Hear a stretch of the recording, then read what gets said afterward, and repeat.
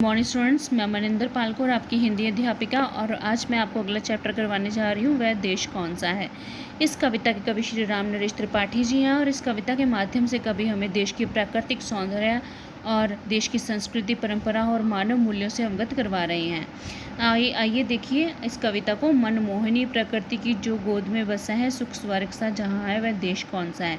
कविता में कवि पूछ रहा है कि मन को मोह लेने वाली, मन को आकर्षित करने वाली प्रकृति की गोद में बसा हुआ स्वर्ग सा सुख देने वाला देश कौन सा है। जिसके चरण निरंतर रत्नेश धो रहा है, जिसके मुकुट हिमालय, वह देश कौन सा है।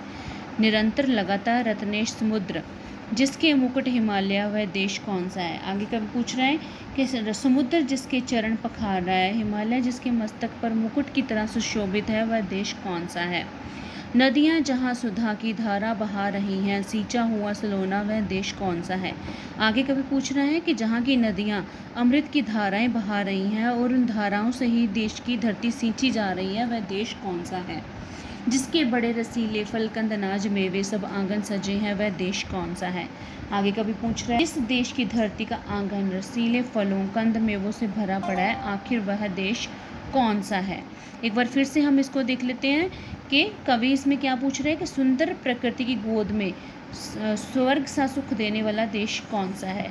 समुद्र जिसके चरण पखार रहा है, हिमालय जिसके मस्तक पर मुकुट की तरह सुशोभित है, जहाँ की नदियाँ अमृत की धारा बहा रही हैं, जल के रूप में अमृत की धारा बहाती हैं और उस अमृत से उसी धरती को सींचा जाता है और देश की धरती का आंगन रसीले फलों कंद मेवों से भरा पड़ा है, आखिर वह देश कौन सा है।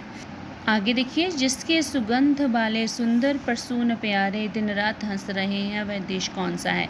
इसमें कवि पूछ रहा है कि प्रसून क्या होते हैं, फूल, कि जिसके फूलों से सुंदर फूल अपनी सुगंध दिन रात चारों ओर बिखेरते हैं, वह देश कौन सा है। मैदान गिरी पनों से हरियालियाँ लहकती आनंदमय जहाँ है, वह देश कौन सा है।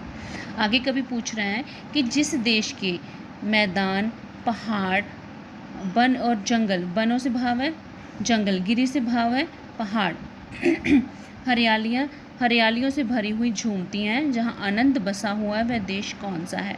जिसके अनंत धन से धरती भरी पड़ी है, संसार का शिरोमणि, वह देश कौन सा है। अनंत जिसका कोई अंत ना हो, शिरोमणि सबसे वरिष्ठ, सबसे सीनियर, सबसे बड़ा। इसमें कवि क्या पूछ रहा है कि जिसकी धरती प्राकृतिक संपदा और पूर्वजों के द्वारा अर्जित धन से भरी पड़ी है, जिसकी धरती प्राकृतिक संपदा और पूर्वजों द्वारा अर्जित धन से भरी पड़ी है, संपन्न है और वो संसार का शिरोमणि देश है, वह देश कौन सा है। पृथ्वी निवासियों को जिसने प्रथम जगाया, शिक्षित किया, सुधारा, वह देश कौन सा है। आगे कभी पूछ रहे हैं कि जिसने सर्वप्रथम धरती पर ज्ञान का आलोक फैलाया और लोगों को जीवन के गूढ़ रहस्यों के बारे में बताया, आखिर वह देश कौन सा है। आइए एक बार फिर से देख लेते हैं। इसमें कवि क्या कह रहा है कि जिसके सुंदर फूल अपनी सुगंध दिन रात चारों ओर बिखेरते हैं, मैदानों, पर्वतों और जंगलों में दूर तक हरियाली छाई है, जहाँ सब और आनंद ही आनंद है, प्राकृतिक संपदा और पूर्वजों द्वारा अर्जित धन से देश की धरती पूरी संपन्न है, जो संसार का शिरोमणि देश है और जिसने सबसे पहले धरती पर ज्ञान का आलोक फैलाया और लोगों को जीवन के गूढ़ रहस्यों के बारे में बताया, आखिर वह देश कौन सा है। आगे देखिए, छोड़ा स्वराज्य तृणवत आदेश से पिता के, वह राम था जहाँ पर, वह देश कौन सा है। यहाँ का कवि ने रामायण की बात की है, जहाँ उसने पूछा है कि जहाँ राम जैसे पुत्र ने जन्म लिया, जिसने अपने पिता की आज्ञा का पालन करते हुए अपने राज्यों को तिनके के समान तुच्छ मानकर छोड़ दिया।